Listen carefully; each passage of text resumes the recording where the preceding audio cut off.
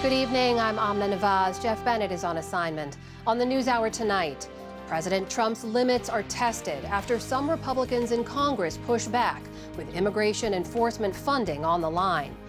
A new proposal could give Trump officials more control over scientific research grants if they don't align with the president's agenda. I do not want a political appointee making the decisions as to not only what science will we pursue, but what that scientific outcome is. And college graduates begin their job search in a world being transformed by artificial intelligence.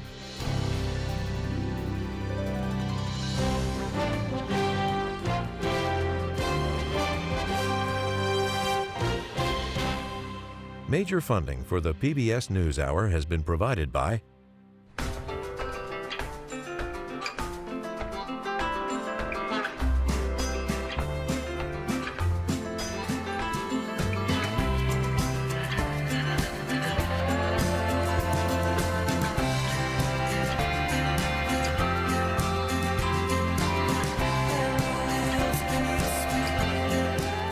moving our economy for 160 years. BNSF, the engine that connects us.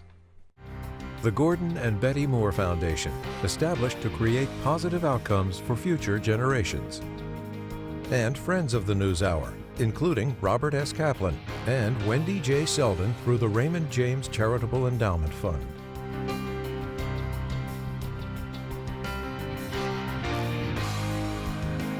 And with the ongoing support of these individuals and institutions.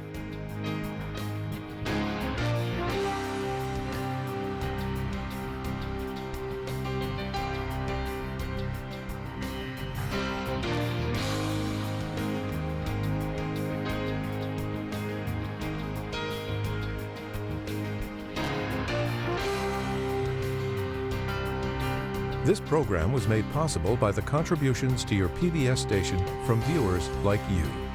Thank you. Welcome to the NewsHour. The Senate is in the midst of voting on $72 billion of fresh funding for Border Patrol and Immigration and Customs Enforcement. The package has been held up for months since federal agents killed 2 U.S. citizens protesting immigration crackdowns in Minnesota. It stalled again when the Trump administration proposed nearly $2 billion for his so-called anti-weaponization fund, which could compensate January 6th rioters. Amendment votes are expected to run well into the night, but it's still unclear at this hour whether Republican leaders will ultimately be able to wrangle enough votes to pass the measure. Congressional correspondent Lisa Desjardins is here with the latest on that measure and the other Capitol Hill debates driving a wedge between legislative leaders and President Donald Trump. Lisa, it's good to see you. Good to see you. So where do things stand right now when it comes to funding for ICE and this anti-weaponization fund? After 8 months, it does look like the ICE funding is lumbering perhaps toward passage tonight on the Senate floor, but the process is tedious. As you can see, this is that process called vote-a-rama. It is definitely not as fun as that indicates. It is really more of a stare down, a process of exhausting senators through an endless series of amendments. But I am told it could end as soon as tonight on the floor. Now, in this debate, the two parties are not just divided, Amna. They really are having two separate debates. First of all, for Republicans, this is about the ICE funding, about the border, and about what they say is a debate over security itself. What you get is a secure border versus a broken border. What you get is ICE being able to do its job instead of being closed for business. To my Democratic colleagues, you're on the wrong side of this issue. You will find out in November. But Democrats disagree. For them, this is still about ICE conduct, what you just reported, but it is also specifically about the president's anti-weaponization fund. His attorney general, his acting attorney general, said that it's not moving forward, but Democrats don't trust that. They think it needs to be codified and put into law now.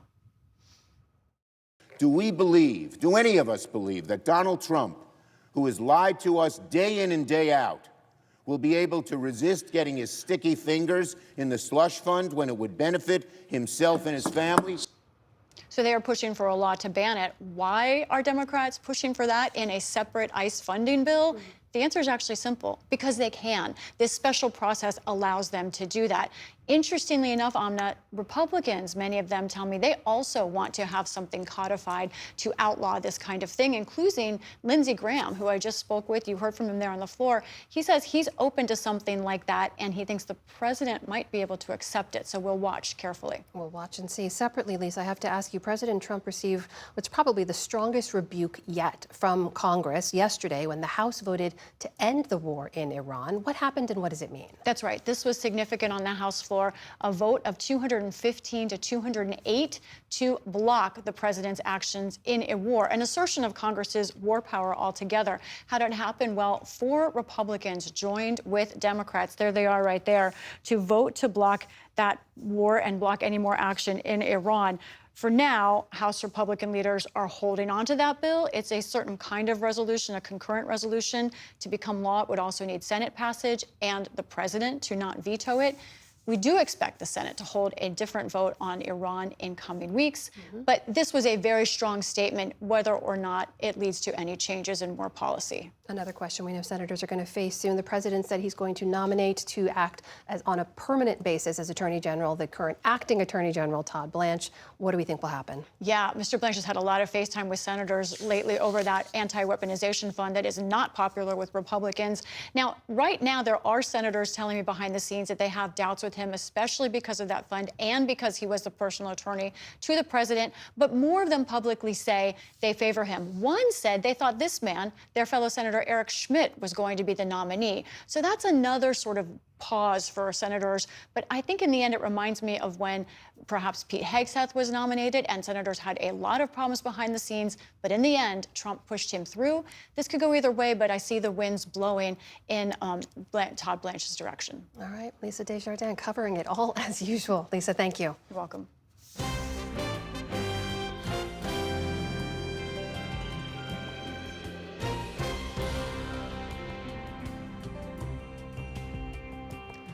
In the day's other headlines, President Trump's former national security advisor turned critic, John Bolton, has reportedly agreed to plead guilty to 1 felony count of illegally retaining classified information.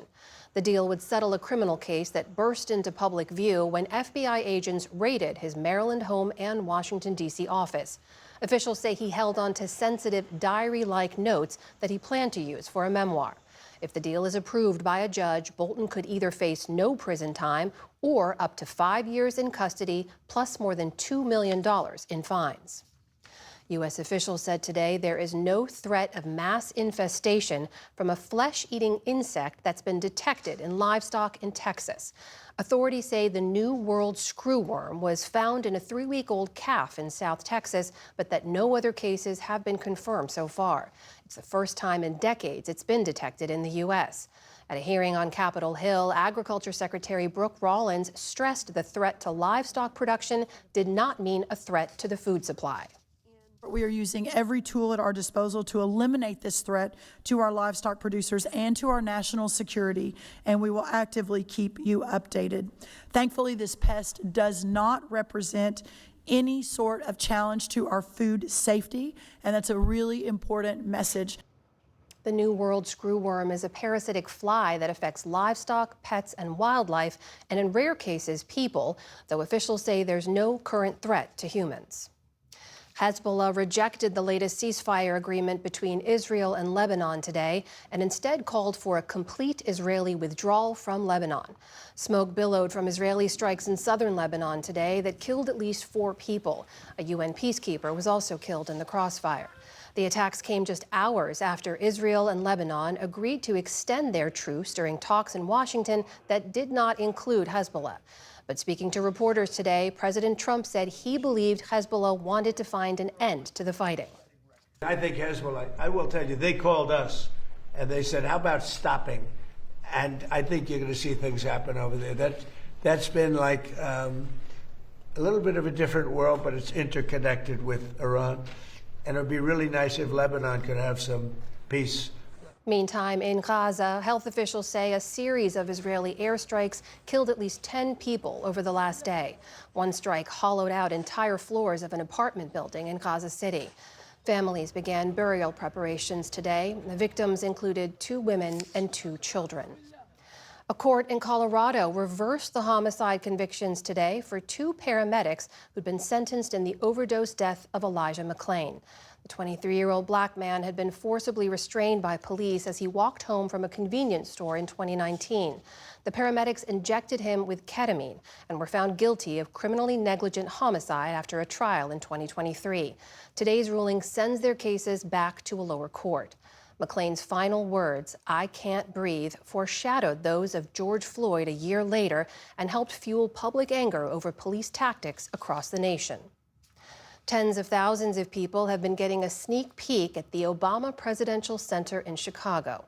The facility officially opens on Juneteenth, but friends, students, and journalists have been strolling the nearly 20-acre campus this week. The $850 million project reflects the life and legacy of the nation's 44th Commander-in-Chief and first black president. It includes a replica of the Oval Office from his time in office, a collection of former First Lady Michelle Obama's gowns, and a full-size basketball court, reflecting one of Mr. Obama's favorite pastimes. Stocks on Wall Street ended mixed today amid a fall in oil prices. The Dow Jones Industrial Average jumped nearly 900 points, but the Nasdaq posted a modest loss of about 20 points. In the meantime, the S&P 500 rose for a 10th time in 11 sessions. And the French-Iranian author and filmmaker Marjane Satrapi has died. She was best known for her graphic novel series Persepolis, based on her own coming of age in Tehran after the Islamic Revolution. It was later adapted into an Oscar-nominated film directed by Satrapi. She spoke with the NewsHour's Jeffrey Brown in 2012 on telling complex stories about Iranian people. Unfortunately, Iran is reduced, to veil and beard and nuclear weapon. The problem when we did reduce people to, or a country to a notion, then they become abstract. And from the second they stop being human beings, then we can go and bomb them and kill them. She also wrote the graphic novel Chicken with Plums and directed the Marie Curie biopic Radioactive, starring Rosamund Pike. French President Emmanuel Macron called Satrapi an artist devoted to freedom whose work carried a universal message. Her family said she died of sadness after the death of her husband last year. Marjane Satrapi was 56 years old. Still to come on the NewsHour, a new book offers guidance for young people entering the workforce during an uncertain time. A musical phenom introduces an old instrument to new audiences, plus much more. This is the PBS News Hour from the David M. Rubenstein studio at WETA in Washington, headquarters of PBS News. The Trump administration is proposing a sweeping overhaul of how the federal government awards billions of dollars in research grants, giving political appointees a much larger role in funding decisions. The administration argues these changes are necessary to stop what they call a woke agenda. But researchers across many fields say this could allow the administration to effectively limit and exert more control over critical scientific research. Our William Brangham has more. Now, these proposed changes, which were put out by the Office of Management and Budget, or OMB, call for new criteria to review grants, including no funding or promoting of diversity, equity, or inclusion. Projects must, quote, demonstrably advance the president's policy priorities. And in a major change, political appointees, not necessarily subject matter experts, would be required to give the final okay before money is awarded.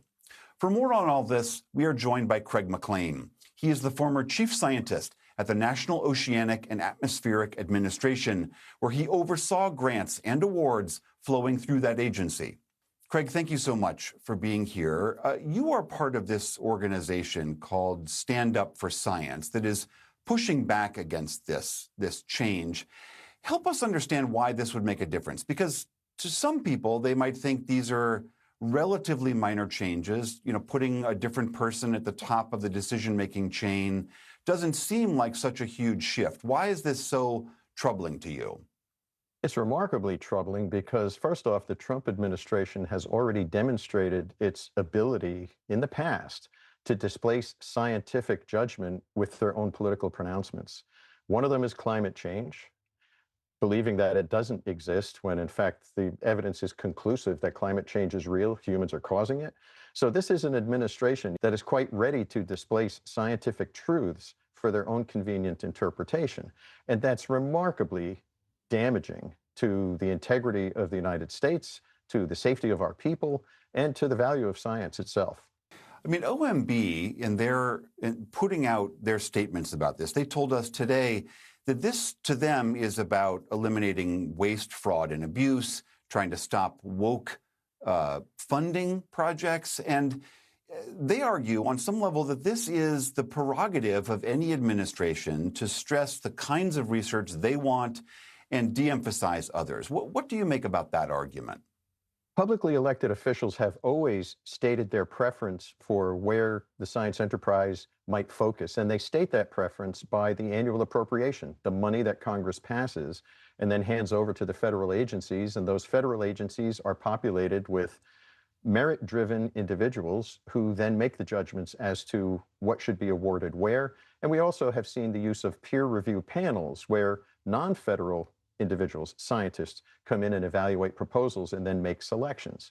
So what we're doing here that's very different is we're asking political appointees who often do not have the credibility or experience in the positions that they're in to be making those judgments instead of the people who have spent their entire careers in a position to gain the knowledge and experience as to what's the best investment scientifically. I do not want a political appointee making the decisions as to not only what science will we pursue, but what that scientific outcome is. And the Trump administration has repeatedly demonstrated they don't understand science, they don't believe in much of the science, health or climate and other subjects. And putting people like that in the control seat to determine what the scientific answer is unconscionable. This is not just about climate work. This is across all of government. And OMB argues that they specifically want to eliminate any DEI grant making that is going on. What is your sense as to what the impact of that elimination would be? It would narrow the field of participants. I think the Trump administration has a very sensitive tripwire that if anyone who doesn't look like their perceived majority of white males winds up in a position of responsibility or an advantage or as a financial recipient awardee, that there must be some other reason than their skill and abilities to have found themselves in such a place. And they're doing it aggressively because I think the National Science Foundation, among other agencies, had a very proud and aggressive stance to try and open and widen the aperture of participation of all Americans with appropriate scientific credentials. I just want to read you a statement that OMB gave us today about the rationale for this. They write, quote, federal grants were already politicized by the last administration to promote a far-left DEI agenda. Funding went to projects like drag shows in Ecuador and transgender experiments on mice. That ends now. With this new rule, the Trump administration will bring much-needed transparency to the grant-making process and ensure taxpayer dollars are spent wisely. I should say researchers have pushed back quite hard on this assertion that there was any research trying to turn mice transgender. But to their larger argument, they are saying this is a corrective, a needed corrective. What do you say to that? I don't see this as a correction. I see this as a regression or a degradation of standards that were advanced to make science more open and available to everyone. The fact that they don't understand what those experiments were like is, number one, disappointing, but number two, if that's the best answer they could come up with, it reveals that they don't understand science, because that's not what those experiments were. There were no transgender mice. I would have been much more inspired to hear OMB talk about things like trying to economize in the regulatory burden on the scientific and academic community and the likes of that. But they have missed that opportunity, and they rely on their political talking points. All right, that is Craig McLean, the former Chief Science Officer at NOAA. Thank you so much for being here. Thank you very much for having me.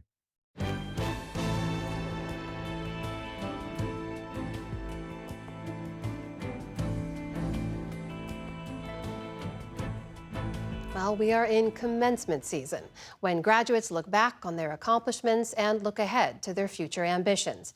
But shifts in the economy and the anxiety around it are changing how this generation of grads see their prospects. Ali Rogan has more on that as part of our series, Rethinking College. Recent college graduates are facing one of the more difficult job markets in many years.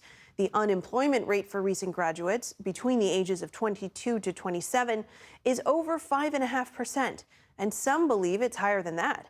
It's above the national unemployment rate. And all of the talk and forecasting about AI wiping out millions of jobs is souring young adults on what they could face. Take a listen to this montage of recent commencement speeches where a speaker talked about AI and how they were received by students. Last December, Time magazine selected its Person of the Year for 2025. And this time, it was the architects of artificial intelligence. Interesting. The rise of artificial intelligence is the next industrial revolution. Whoa.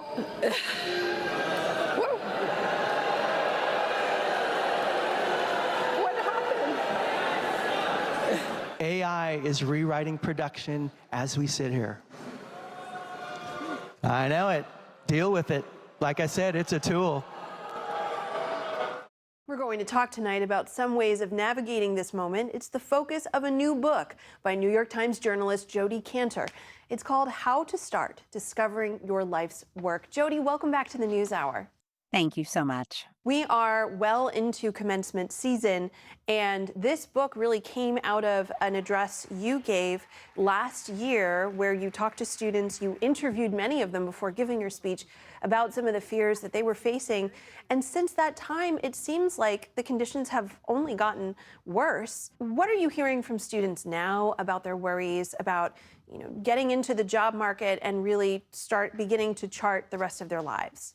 One of the reasons they're so worried, and one of the reasons why I think many of them have a negative impression of AI, is that they are being sent a terrible cultural message. Graduation is supposed to be a moment of possibility, and they're being told the AI moment is going to make you superfluous. Entry-level workers are not going to be needed. I think, first of all, we don't know that that's true, and it's also a very damaging message. The other thing that is very important to say is memo for anyone who hasn't applied for a job in a while. The job hiring process is very AI fueled right now, and it has turned digital and lonely. Looking for a job has always been stressful, but these young people are going from gigantic digital job portal to gigantic digital job portal. They're seeing these listings that may or may not be ghost listings, meaning do they even represent real jobs? Some of them are being interviewed by AI instead of being interviewed by real people. So they are entering into the workforce or trying to, and essentially meeting nobody. And they say that this is just a degrading and dehumanizing experience. So the booze did not surprise me at all. But that said, I think there's a more interesting question here, and this is the question I tried to address in the book.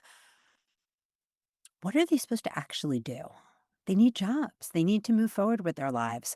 So what does it look like for a young person to have a positive, productive response to this very intimidating and degrading environment? And you offer a lot of advice about how to respond to this degrading environment. I do want to ask you, though, first, you talk in the book about how every generation has its advice that eventually becomes obsolete, whether it's study Japanese or, one word, plastics. So in some ways, it does seem like this generation is no different. But then in others, it seems like the conditions are much harder. So where do you think this generation lies in terms of how hard things are over the spectrum of when people graduated?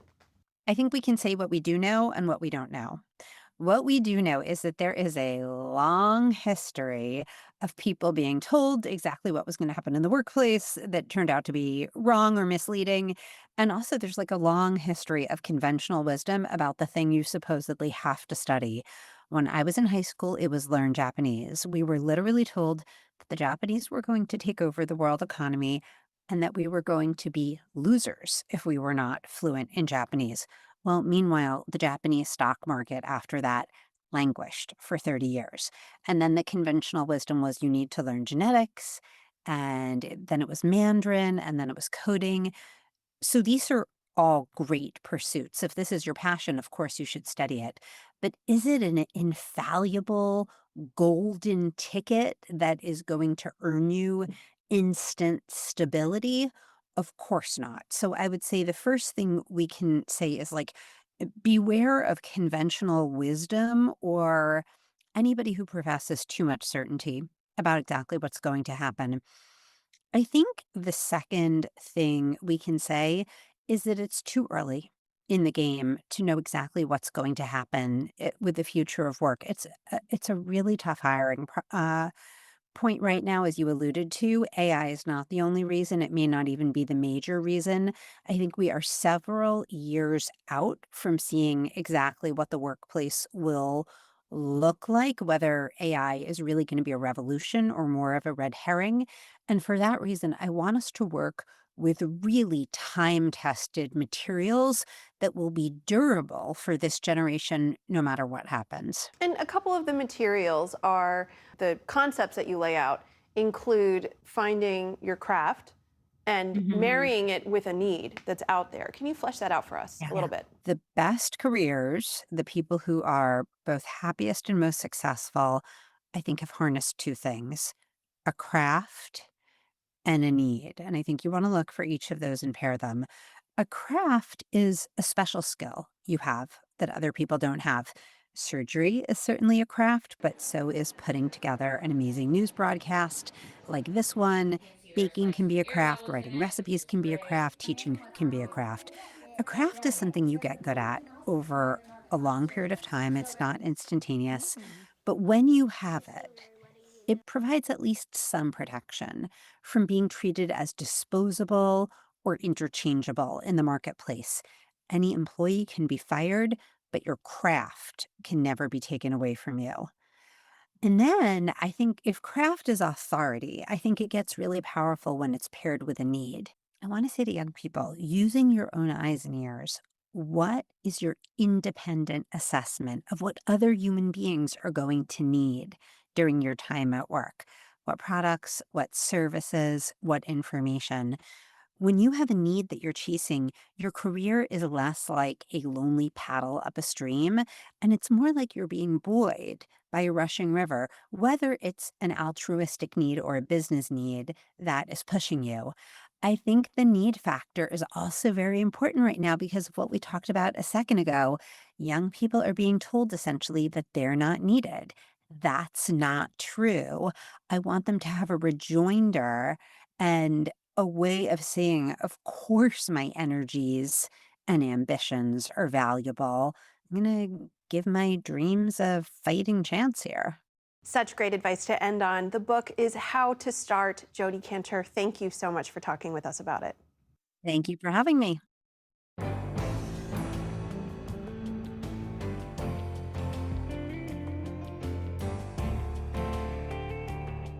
Let's return now to Capitol Hill, where the U.S. House yesterday voted to limit President Trump from further military action in Iran. One of the Republicans who voted for that resolution is Congressman Brian Fitzpatrick of Pennsylvania. He joins us now. Congressman, it's good to see you. Welcome back to the NewsHour. Thanks for having me. So we reported earlier you were one of 4 House Republicans to vote for that Iran war powers bill. You did vote against it earlier in the year, in March and in April. You changed your vote to yes in May and again last night. So why the change? Why support that now? Yeah, it's very simple. It's following the law. The War Powers Act of 1973 has 2 essential requirements: 48-hour notification in advance and within 60 days of hostilities commencing approval by Congress. So as soon as we hit that 60-day mark, every resolution that's been brought to the floor I've supported. It's just a simple, basic matter of following the law.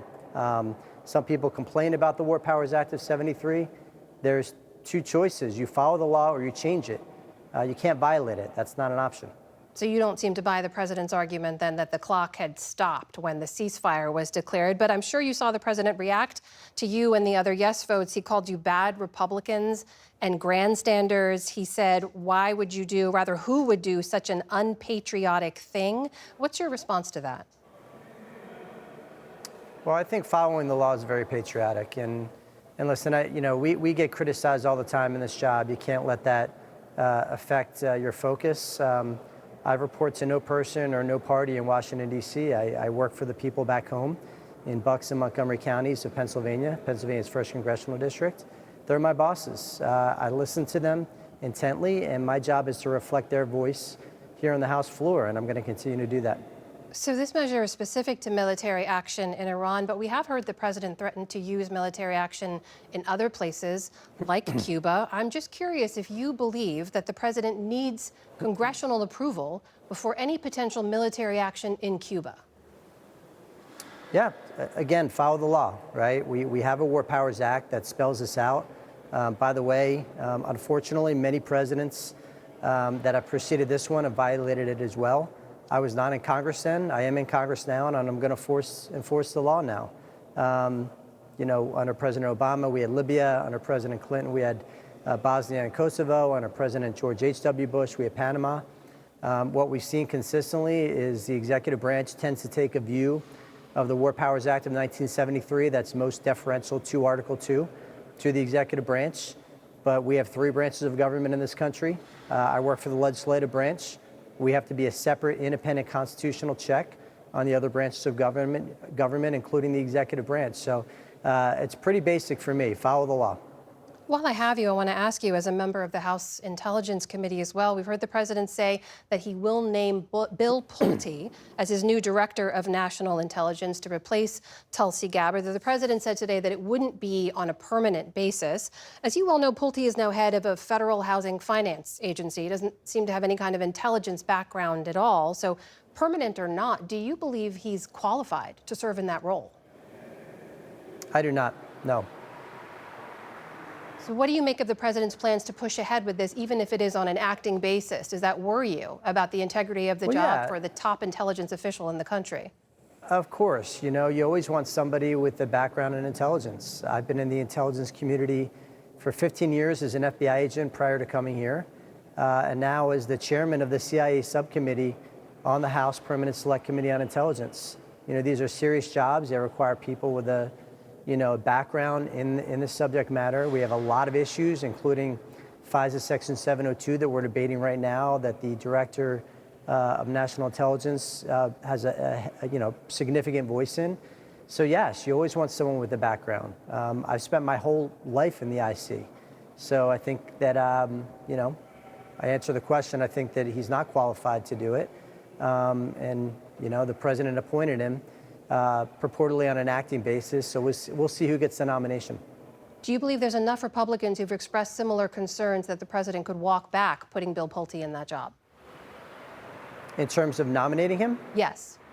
Well, I don't think he'll get confirmed. I think that's pretty clear. So you have concerns about Bill Pulte. What about Todd Blanche? Because we've now heard the president will actually nominate him to be officially a permanent attorney general. He's been serving in an acting role. We reported earlier on some of the headwinds he might face in the confirmation process. Do you believe he should be confirmed in a permanent role? I do not. I've been at the tip of the spear on fighting back against this so-called anti-weaponization fund. I think it was a serious abuse of authority by the acting attorney general. So much so that I introduced a bipartisan bill with Tom Suozzi, my co-chair of the Problem Solvers Caucus, to fix this instance. But moreover, we're going to go back and actually get to the root of the 1956 Federal Judgment Act. The bill is that old, that has been significantly watered down in 1961 and 63 and several points thereafter, that really migrated a lot of authority away from Article 1, Congress, and towards Article 2, and gave a ton of discretion to the Attorney General, too much discretion that allows it to be abused like it was now. So we got to fix that. But to answer your question, that really undermined my confidence in his judgment. It's Congressman Brian Fitzpatrick of Pennsylvania. Congressman, so much more to talk about. We hope you'll come back and join us again soon. Thank you for your time. You bet. Thanks.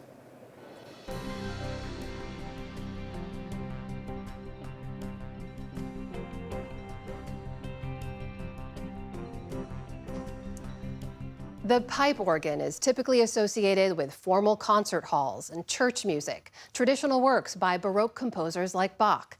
But one musician is broadening the instrument's reputation and has gotten over 1 million people to tune in. Our senior arts correspondent, Jeffrey Brown, with help from our friends at Maine Public, went to experience this in Portland. It's part of our Arts and Culture series, Canvas.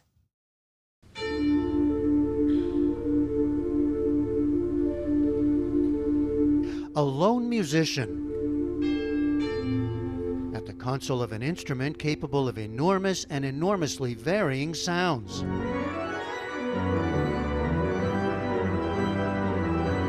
Hands and feet flying across the keyboards. Oh my gosh, thank you so much for coming. I am so excited about this.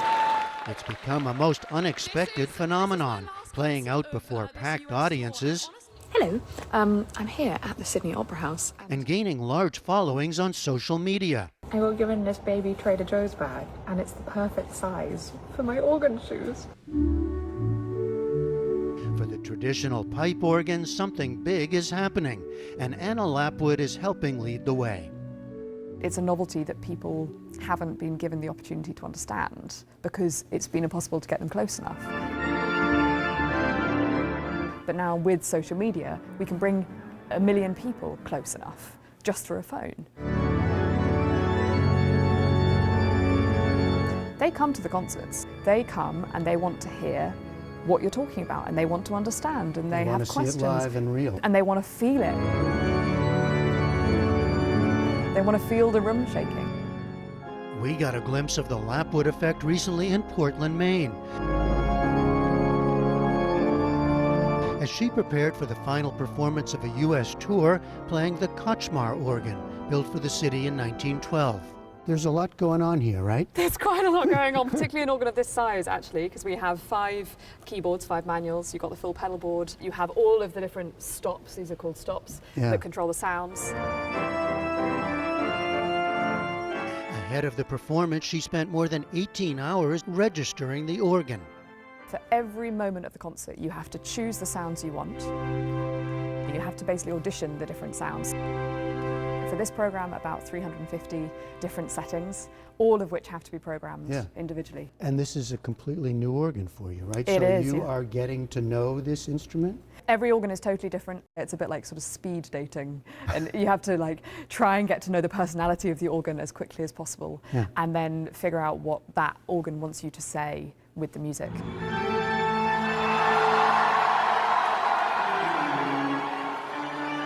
Lapwood's classical music credentials, Bach and all, are impeccable. Now the official organist at London's Royal Albert Hall, she was the first female organ scholar at Magdalen College in Oxford. Later director of music at Pembroke College, Cambridge. She tried many instruments in childhood. Somehow it was the organ, which she sometimes refers to as a machine, that offered a new kind of connection to audiences and more. It is a way to connect with them, but I think for me it's been a way to connect with myself and figure out who I want to be on stage. What does that mean? I feel the most free, natural version of myself.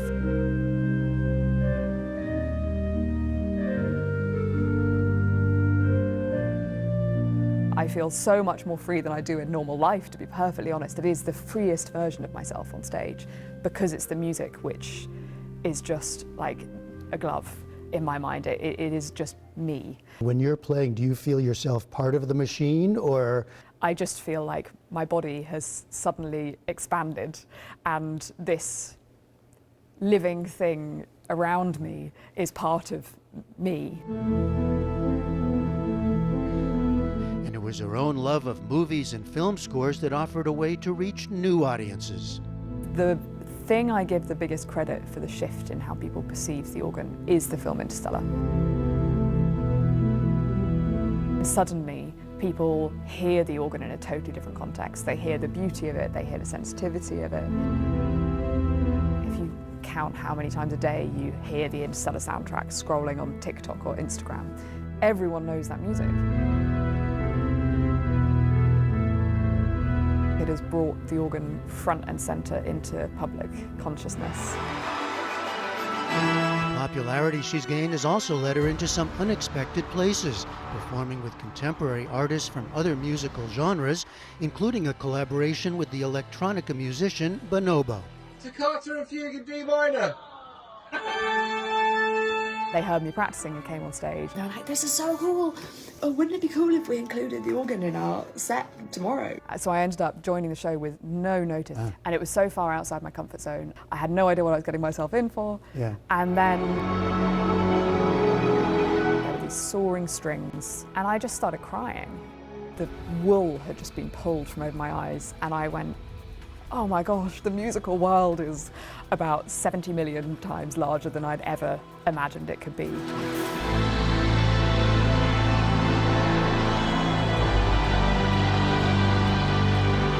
No one knew I was going to be doing it, and the crowd just erupted.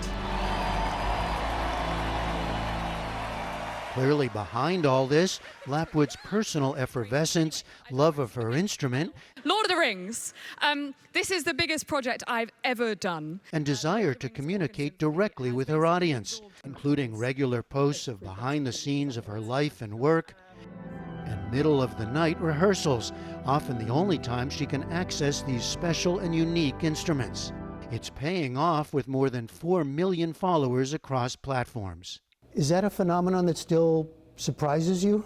All the time. All the time? It's so strange.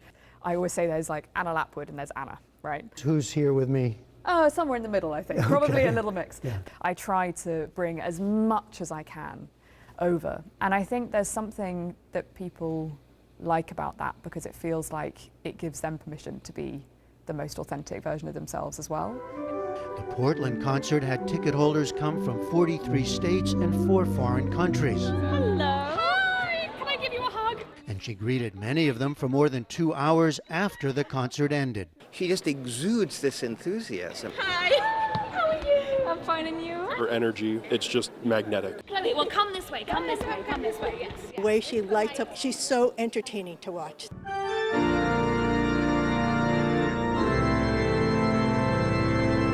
Lapwood's growing audiences online and in halls around the world are more than happy with what and how she's playing.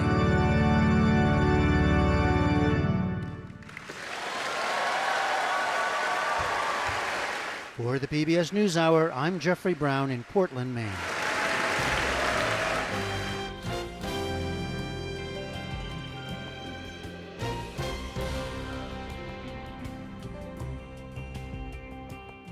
And we'll be back shortly, but first take a moment to hear from your local PBS station. It's a chance to offer your support, which helps to keep programs like this one on the air.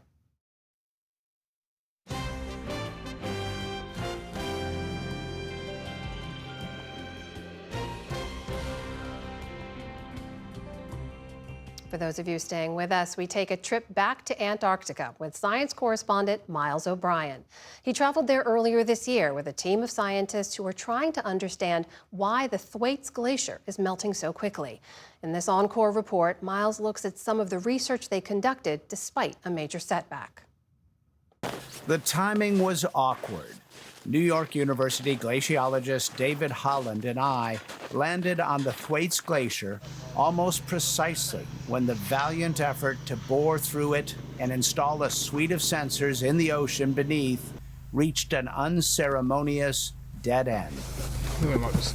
We did not succeed in doing what we wanted to do, which is to put a weather station in the ocean out there to begin to monitor it. What we achieved there was nothing. Absolutely nothing. A little bit Shakespearean. Oh, man, that's brutal. The tragedy became comedy when Dr. Holland asked me to give him a hand, which, as an arm amputee, is literally all I had to offer. Yeah. All right. But I have a hard time saying no. Okay, these are empty. Just my speed. All right. Let's go! Are you doing your end? No, I think we're just dragging. All right. So we started setting up the distributed temperature sensor, the last instrument slated to go down the hole. The heavy gear connects to a fiber optic cable that provides continuous temperature readings from the surface to the sea floor. But now it will come up about 650 feet short. Once the hole closed up, you could have closed up shop and just come back to the ship, but you didn't. Why? So it shows the possibility of what we can do in terms of remote instrumentation. So it would be sugarcoating to say, that's really great. I would say that's better than nothing. The drill project was the marquee event of a month-long scientific campaign launched from the deck of the icebreaker Aron, owned by the Korea Polar Research Institute, or KOPRI. Despite the drilling failure, they notched some success. One of the helicopters flew for several days over the ice, A little bit of a haze to the left of us, too. surveying with a powerful radar able to peer through the thick ice to measure it and see what the lay of the land is below. Now in its 6th year, the research campaign is a partnership between KOPRI, the University of Texas, and Montana State University. So they've been out for, 6 hours now, a little over 6 hours. The field team leader is glaciologist Chris Pierce. We've got really good quality data, and we've got really good coverage coming out of this. He showed me one of their radargrams. It's a 2-dimensional slice of the ice, like an MRI or X-ray. Understanding the terrain beneath the ice is a priority for researchers developing models to predict how fast the glacier might retreat. Once you get past a certain point, you're going to have a really low friction surface on which the glacier can slide. So that's one of the reasons that people believe that Thwaites is particularly susceptible to instabilities. To help calibrate his radar, Pierce turns to sea ice scientist Siobhan Johnson of the British Antarctic Survey to get a precise read on the density of firn, snow that is transitioning to ice. She is an expert in ice coring.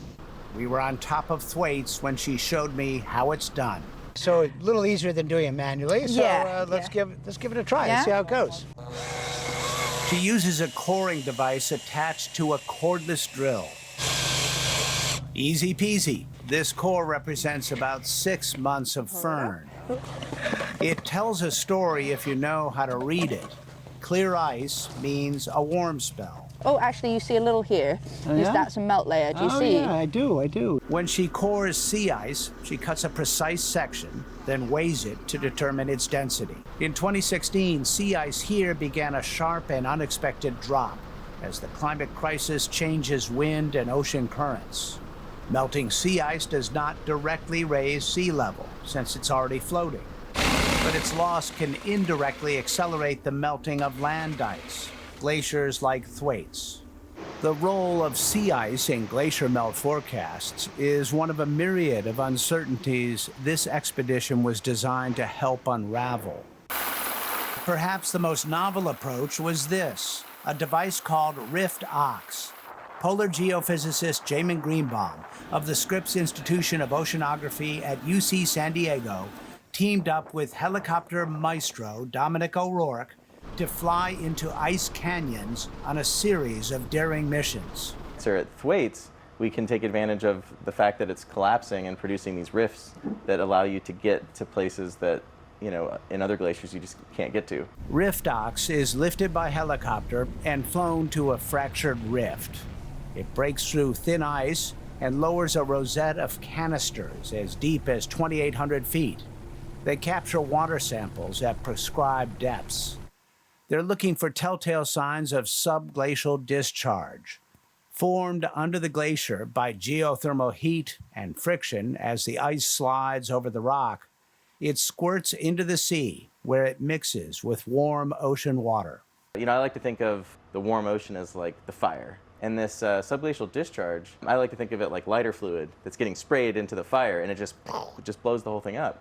His early data have confirmed this hypothesis. And lo and behold, in Area 3, we see direct evidence of subglacial discharge. So it really is exactly where we thought it might be.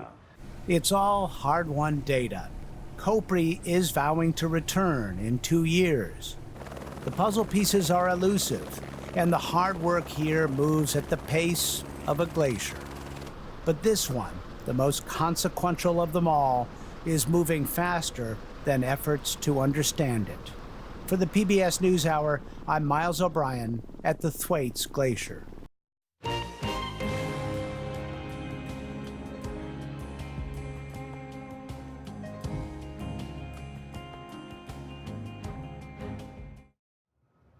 In a northeastern corner of Montana sits the small town of Freud. Rural and deeply conservative, it backed President Trump during every one of his White House runs. But earlier this year, when federal immigration agents detained one of the town's longtime residents, this tight-knit community pushed back. Here's Montana PBS's Matt Standel. Just 50 miles from the Canadian border, the town of Freud is home to less than 200 people. For more than a decade, Roberto Orozco Ramirez has been one of them. Roberto's our neighbor. He's a part of our community. Over the years, Roberto has come to mean a lot of things to a lot of people here. He's a local diesel mechanic, Little League coach, and father of 4 boys. Great businessman. He's my neighbor, been my neighbor next door for 11 years. But what residents of Freud didn't know until recently is that Roberto is also an undocumented immigrant who had been deported back in 2009. Up until 6 months ago, I didn't know Roberto was illegal. Neighbor Keith Nordland says Border Patrol vehicles started showing up around town in early January. We had 24 hours a day, 7 days a week. We had at least 2 Border Patrolmen in our town. Agents staked out Roberto's house and, according to his neighbors, even harassed Roberto's children. I personally don't believe that's right. Them 4 boys are American citizens. Roberto turned himself in on January 25th. The government charged him with illegal re-entry and immediately took him into detention, telling Montana PBS that this enforcement action represents a community safety priority. The beef is donated by a local rancher. Within days, Keith Nordland found himself organizing the biggest fundraiser this town had ever seen to help Roberto. More people showed up to the Freud Community Center than the town has residents. They shared a meal, they bid on hay and gravel and tools, raising thousands of dollars for Roberto's family. A separate legal fund raised thousands more. It's really hard seeing that now he's in jail. Roberto Orozco Jr. is Roberto's oldest son. He says his father fled cartel violence in Mexico as a teenager and came here to build a better life. It's incredible seeing such a hardworking man, I mean, my dad, be in a situation like this. I just don't find it very fair. When Montana attorney Laura Christopherson heard about Roberto, she says she began studying immigration law and hired an expert thanks to those private donations. And what they found changed everything. What we believe is that even in 2009, at the time of his first deportation, he was not afforded due process, which means he was illegally removed. Christopherson says she found mistake after mistake in the way federal authorities handled Roberto's deportation, and says since January, ICE agents have repeatedly violated his rights. I think people should understand that this is a person who's been in the U.S. more than 25 years. Raised a family with 4 U.S. citizen children who are contributing members of our community. They pay taxes. They obey the rules. They follow the law. They don't take from our society. In this deep red part of the state, there are mixed feelings about Roberto's legal status. But Keith Nordland says this ordeal has caused him to question some long-held political beliefs. Oh, I'm not okay that Roberto was here illegally. I don't believe that's right. However, our system is so broken that a guy like Roberto that's came here, has worked his butt off, has built a business, he's thriving in a niche, and he is a valuable asset to our community. How is there not a way for him to be legal? Orozco Ramirez versus Weiser et al. Last month, Roberto's legal team made their case in a Montana courtroom, arguing the Trump administration denied Roberto his constitutional right to due process. Roberto's neighbors drove 6 hours across the state to attend the hearing. There's probably 25 from the Freud community. I think it's kind of crazy to me how much this has affected the community. He is so important to us as a community. Because this isn't just about the letter of the law, this is about humans. Good neighbors, you know, the kind that you want. Roberto's 4 children sat in the front row while lawyers argued for and against his release. The federal judge ultimately sided with Roberto and against the Trump administration. So after more than 100 days behind bars, Roberto was released from jail. And as he walked out of the Cascade County Detention Center, his oldest son was there to surprise him. And when he finally made it back to Freud, Roberto's neighbors lined the streets, cheering him on as he made his way back to home. Roberto says this tight-knit community is what got him through ICE detention and helped him to keep one important thing in mind the whole time.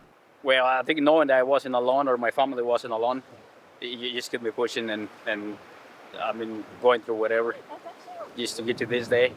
The residents of Freud never expected the nationwide crackdown on immigration to make its way to their tiny town, but when it did, they were determined to stand up for one of their own. For the PBS News Hour, I'm Matt Standel in Freud, Montana. And that is the NewsHour for tonight. I'm Amna Nawaz. On behalf of the entire NewsHour team, thank you for joining us. Major funding for the PBS NewsHour has been provided by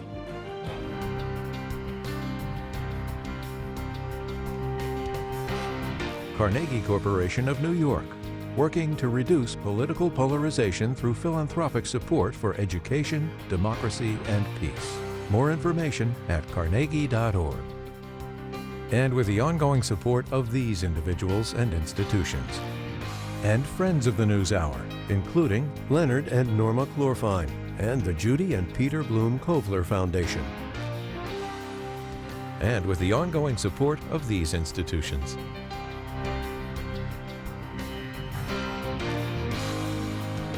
And friends of the NewsHour.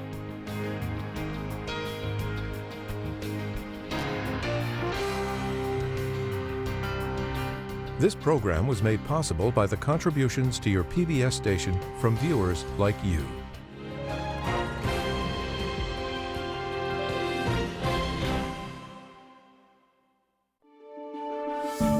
You're watching PBS.